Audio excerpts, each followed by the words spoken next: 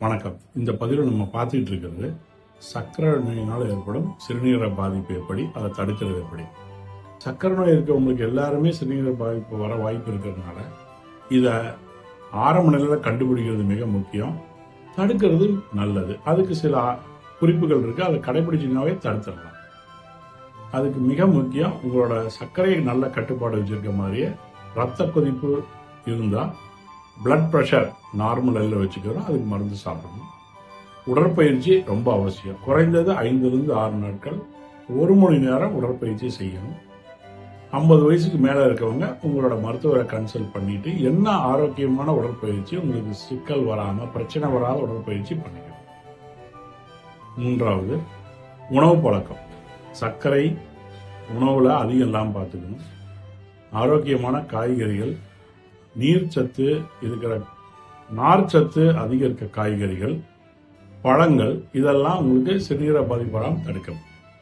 கொழுப்பு சத்து மிக மிக குறைவாக இருக்கணும். ரத்தத்தில் கொழுப்பும் செக் பண்ணிட்டு கொழுப்பு குறைய மாத்திரைகளும் சாப்பிடணும். இது எல்லாத்த விட மிக முக்கியம், சிறுநீரில் நான் முதல்ல சொன்ன மாதிரி உப்பு இருக்கான்னு பரிசோதனை வருடம் ஒரு முறை பண்ணிக்கணும்.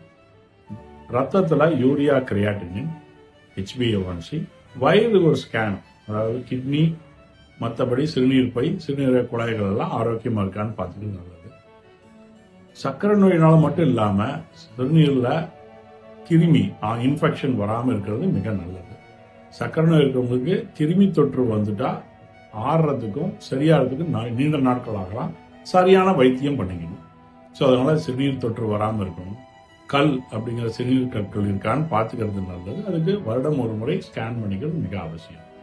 உடற்பயிற்சி, உணவு கட்டுப்பாடு, ஆரோக்கியமான உணவு திட்டம், சரியான மாத்திரைகள், இது தொடர்ந்து சாப்பிட்ருந்தீங்கன்னாவே சிறுநீரக பாதிப்பு வராமல் தடுக்கலாம். வர்றதை ஆரம்பத்திலே கண்டுபிடிச்சிக்கலாம். நீண்ட நாட்கள் நல்ல ஆரோக்கியமான மருந்துகள் இப்போ வந்துருச்சு.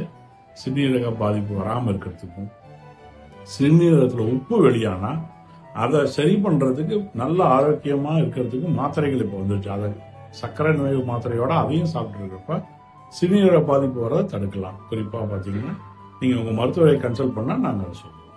ஸோ இதை நீங்கள் கடைபிடிக்கிறது முக்கியம். சிறுநீரக பாதிப்பு வராமல் தடுக்கிறது மிக முக்கியம். பரிசோதனைகள் பண்ணாதான் சரி பண்ண முடியும். இதை பயப்படாமல் சரியான முறையில் தொடர்ந்து பார்த்துட்டு இருந்தீங்கன்னா பிரச்சனைகள் வராமல் தடுக்க முடியும். நன்றி.